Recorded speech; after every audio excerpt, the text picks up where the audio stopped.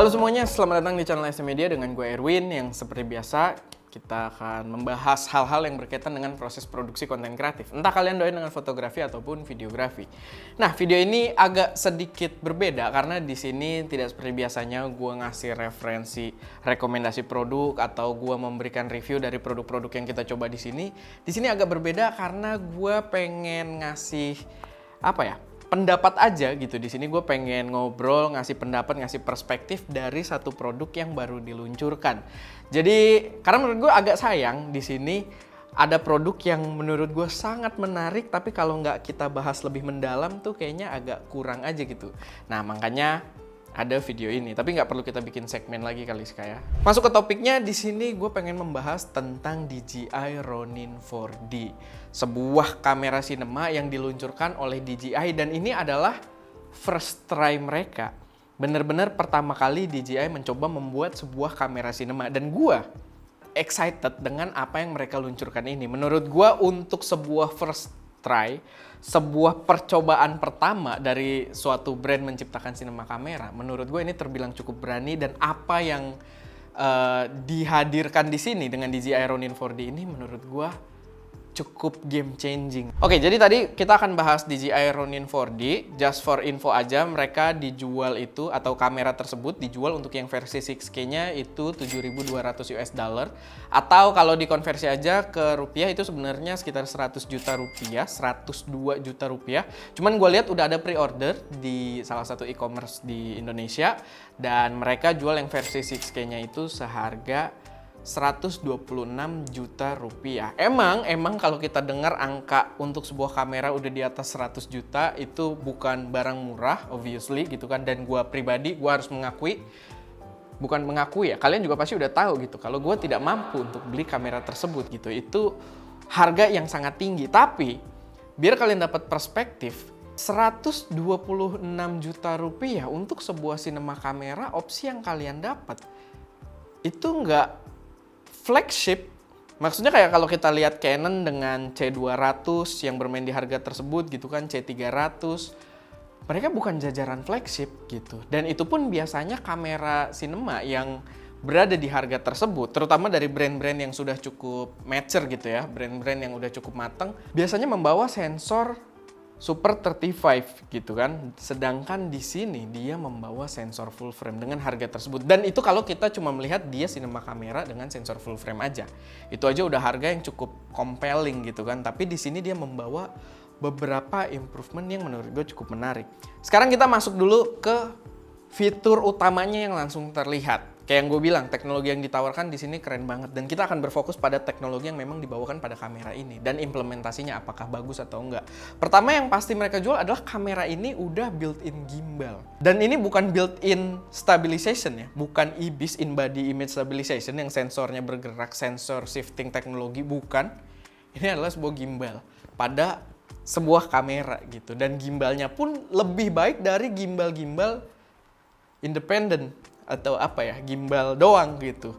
Karena di sini gimbal doang itu atau gimbal independen atau produk gimbal eksklusif sebagai gimbal itu biasanya mereka cuma menghandle 3 axis aja gitu dari pergerakannya. Sedangkan di sini dia membawa axis keempat, di mana dia naik turunnya ikut di handle.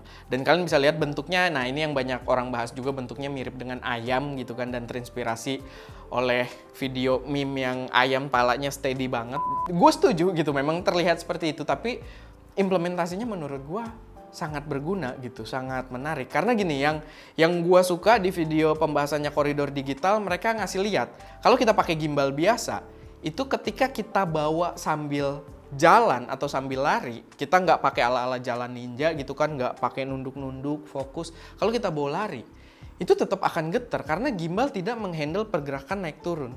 Dan itu terjadi juga pas yang kita ngetes ini kan Webuild 2, yang si Al ngejar gua yang lagi lari dan di Discord bilang gua lagi dikejar wibu. Hasil videonya getar gitu karena gua bawa lari dan kameranya naik turun. Walaupun secara gerakan panning, tilting, dan rolling itu ke-handle, tapi gerakan naik turunnya enggak, sehingga videonya tetap geter banget gitu, atau shaky.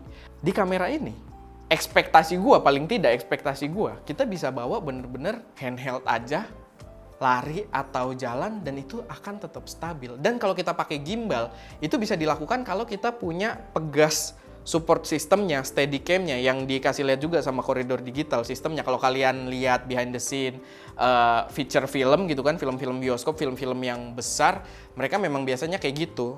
Kamera operatornya pakai fast, lalu ada pegas, baru stabilisasinya entah gimbal atau Steadicam gitu. Jadi ada pegas, ketika si orang itu lompat-lompat, kameranya akan tetap stay gitu. Ketika si orang itu lari, naik turun, kameranya akan tetap stay.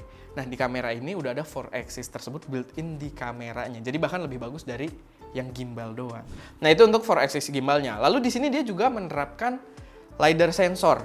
Jadi sensor yang akan mendeteksi jarak gitu. Dan itu buat temen-temen yang udah cukup familiar, kalau kalian pakai iPhone, jajaran iPhone Pro atau iPad Pro, itu dia pakai LiDAR sensor juga. Fungsinya adalah dia kayak nembakin laser dan dia mengambil data sampai laser itu balik lagi ke sensor tuh untuk menghitung jaraknya, jarak real time-nya dan jarak aslinya dan akurat gitu. Dan LiDAR sensor ini fungsinya apa?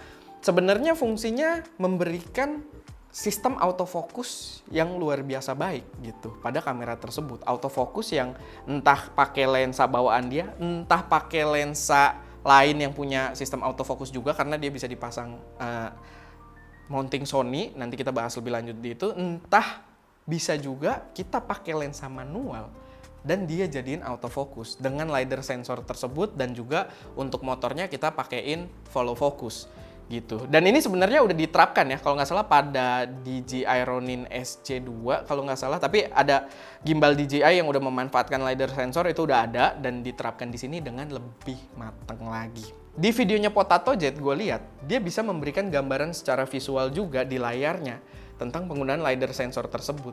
Jadi jarak si sensor mendapati ada objek itu sejauh apa, itu terlihat. Dan di layarnya kalian bisa lihat juga, entah yang videonya Potato Jet atau videonya Koridor Digital, itu gambaran jaraknya dideliver seolah-olah dari top down gitu. Jadi kita kayak bener-bener tahu jarak antar objek, dan itu menurut gua sangat-sangat menarik gitu implementasinya. Dan mau kita manual focusing pun itu bisa jadi garis bantu, ataupun ya kita set ke automatic gitu, autofocus, yaitu akan sangat akurat karena dia bener-bener tahu lokasi si objeknya itu di mana gitu. Dan itu balik lagi, itu penggunaan yang keren banget, dan itu udah built in ya di dalam satu sistem tersebut. Kalian beli tuh, setahu gue semuanya udah built in, yang kalian perlu beli lagi paling lensanya aja gitu. Jadi sistemnya udah jadi. Lalu wireless system ini didemokan banget di Koridor Digital. Wireless systemnya bener-bener udah built-in. Biasanya kita kalau mau pakai wireless system, kita pakai gear tambahan. Kayak kita udah banyak bahas juga produk-produk dari HoloLens gitu kan. Dari HoloLens kita pasang wireless video transmitter. Cuman biasanya ya kita harus ngakalin bentuknya kayak gimana, naruhnya seperti apa, apakah pakai magic arm, apakah ditempel di cage kameranya, lalu antenanya gimana, kabelnya mau dirutein kayak gimana. Banyak consideration. Sedangkan di sini sistemnya sudah built-in dan didemokan oleh Koridor Digital. Itu dibawa jauh dari kantor dia keluar dan dia berjalan cukup jauh dari kantornya. Itu bener-bener wireless videonya masih streaming secara real time. Dan gak cuma itu, gak cuma buat preview, bisa buat kontrol juga. Jadi handle di kameranya itu modular juga, bisa dipindahin ke monitor wirelessnya, dan dari monitor wirelessnya kita bisa kontrol berbagai opsi juga di situ. Dan yang gua suka, kontrol opsinya touch friendly juga gitu. UI-nya tuh bisa diatur menggunakan touchscreen juga. Dan tampangnya tuh bener-bener UI-nya menurut gue tampangnya tuh mirip-mirip Blackmagic. Yang dibanding kamera-kamera profesional lain tuh tampangnya terlihat minimalis gitu, terlihat user friendly banget. Nah, lalu selanjutnya itu teknologi-teknologi yang kita bahas yang jadi nilai jual dari kamera tersebut, yang somehow berhasil oleh DJI di packing jadi satu kamera. Sekarang kita bahas untuk si kameranya sendiri. Yang tadi semua itu akan jadi gimmick kalau misalkan kameranya sendiri jelek gitu. Tapi di sini enggak, kamera yang dia bawa, dia menggunakan sensor full frame. Walaupun kalian bisa lihat ya, sensornya itu nggak attach ke bodinya langsung. Dia kayak semacam, ya karena dia pakai gimbal, sistem gimbal tersebut, dan sensornya tuh agak jauh. Kayak kalau di ayam tuh kayak di kepalanya ya, kalau kalian lihat. Dan gua cukup surprise begitu melihat ternyata sensornya full frame. Ini juga sebenarnya ada perdebatan karena beberapa orang bilang lensanya akan jadi limited gitu kan, akan jadi terbatas karena di sini dia menggunakan sistem baru, bukan sistem baru sih, tapi dia mounting utamanya itu di L-mount, mountingnya DJI, dan opsi lensanya memang masih sedikit. Dan semua lensa fixnya yang udah tersedia, kalau nggak salah lensanya fix semua deh yang udah tersedia, dan semuanya masih di 2.8. Dan gua nggak heran juga karena ukuran lensanya memang compact banget gitu. Dengan bukan 2.8 full frame, menurut gua itu udah cukup bagus gitu, udah cukup baik. Tapi ya balik lagi, mungkin kebutuhan orang berbeda-beda. Tapi memang kalau kita lihat di L-mount tersebut, otomatis opsi lensanya masih sangat terbatas. Tapi DJI udah merencanakan berbagai adapter ke mounting lensa lain.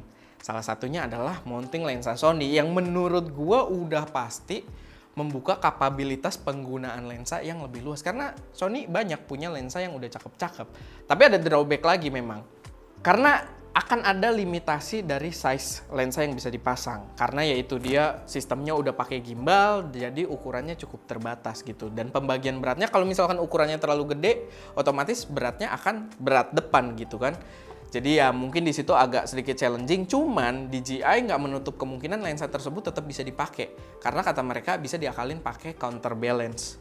Jadi yang penting balance, tapi secara sistem berarti sistemnya kuat gitu, menghandle lensa-lensa gede. Karena klaim dari DJI seperti itu, walaupun gue belum lihat nih implementasi counterbalance-nya nih seperti apa dari mereka. Apakah kita perlu ngakalin sendiri, apakah DJI nanti menyediakan counterbalance yang tinggal clap atau tinggal snap juga di device-nya, gue nggak tahu juga gitu. Tapi mereka bilang masih cukup possible dan berarti cukup luas gitu lensa-lensa yang bisa kita pakai. Ya jadi itu masalah sensor dan juga ekosistem lensanya yang menurut gue kedepannya bisa lebih diimprove lagi. Dan fun fact, walaupun tempat sensornya sekecil itu ternyata dia membawa internal ND filter juga tetap, dan itu pasti akan sangat kepake. Proper banget kamera cinema gitu, bahkan bawa internal ND filter. Oke, sekarang kita bahas soal image quality-nya yang gue juga cukup excited nih karena tadi gue bilang, oke, sensornya full frame. Harganya segitu. Untuk sebuah kamera cinema cukup terjangkau gitu. Mungkin apalagi first try gitu kan, mungkin gambarnya nggak akan terlalu bagus. Tapi yang gue lihat dari hasil-hasil yang diambil oleh para reviewer, gambarnya proper banget, bagus banget menurut gue.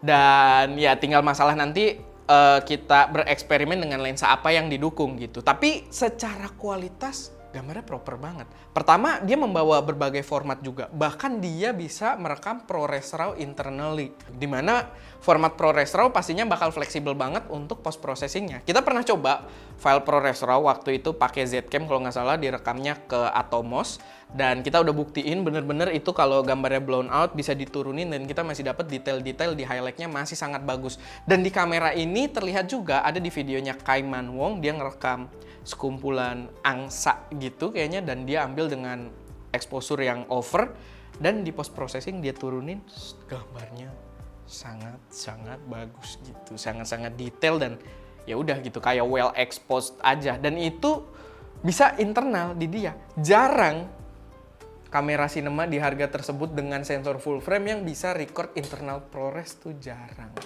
Dan pastinya dia juga udah bisa 10-bit 422 dan kawan-kawannya lah gitu. Formatnya udah cakep banget. Jadi menurut gue bakal cukup menarik gitu. Dan kalau kita ngomong dynamic range, nah ini yang membedakan juga kamera kalau kita pakai mirrorless biasa dengan kamera cinema nih, yang biasanya cukup berasa adalah dynamic range-nya. Atau ya mirrorless juga kalau yang udah flagship kayak A7S3, FX3 gitu-gitu, memang dynamic range-nya untuk video udah tinggi juga. Tapi di sini gue bisa melihat ya cukup proper gitu. Untuk first try DJI, si videonya Potato Jet, kalian bisa lihat dynamic range-nya sangat tinggi gitu kan. Lalu videonya si Parker Walbeck juga mendemokan dynamic range-nya, dan videonya si Kaiman Wong juga sebenarnya di situ pada scene itu kalian bisa lihat dynamic range-nya, detail-detail yang ada pada langit dan juga pada ground-nya yang banyak shadow di dalam situ.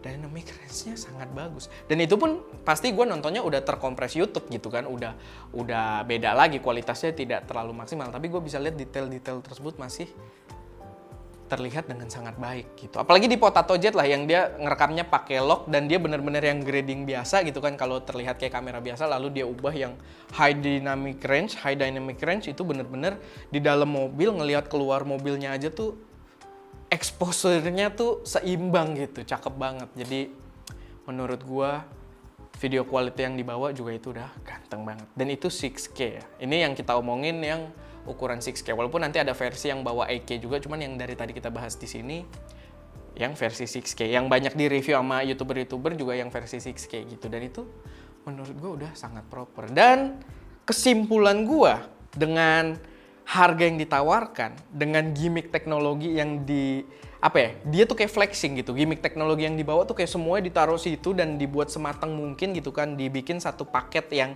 high tech banget ini kamera, dengan masih membawa kualitas video yang baik juga. Menurut gue sih worth to consider banget. Walaupun memang balik lagi, gue pun tidak mengelak kamera tersebut gue rasa akan sangat segmented gitu pada orang-orang dengan workflow tertentu, pada orang-orang yang memang bisa memanfaatkannya banget. Tidak bisa menggantikan seluruh kamera cinema yang ada. Apalagi sifat kamera cinema biasanya dijual ya body only, brain only, bahkan kalau red dulu kan. Jadi ya tidak akan menggantikan mereka-mereka itu, tapi tetap possibility-nya pada beberapa jenis production yang mungkin pengen seefisien mungkin, semuanya udah dibalut dalam satu konsep kamera, menurut gue sih tetap itu keren banget. Nah, paling itu sedikit pendapat dari gue. Jadi menurut gue dengan harga yang ditawarkan, itu cukup worth it kalau kalian punya budgetnya, kalau kalian produksi yang menengah ke atas, atau kalau kalian sekedar orang kaya dan punya budget buat nyobain, menurut gue worth it banget lah gitu. Buat dicobain, itu adalah kamera yang ganteng parah. Jadi oke, itu aja buat video kali ini. Terima kasih buat teman-teman yang sudah menonton. Gue sangat mengharapkan pendapat dari kalian juga. Dan silahkan kasih pendapat juga, video kayak gini bakal menarik atau enggak buat kita buat lagi ke depannya. Oke, thank you teman-teman semua. Kalau misalkan ada koreksi, saran, atau pertanyaan, taruh aja semuanya di kolom komentar. Dan seperti biasa, jangan lupa buat like video ini kalau kalian suka, share ke teman-teman kalian yang mungkin tertarik, dan pastinya subscribe ke channel SM Media untuk mensupport kami terus memberi konten yang lebih berkualitas dan bermanfaat di masa mendatang. Itu aja, gue Erwin, di belakang kamera ada Ska, dan jangan lupa untuk berkarya.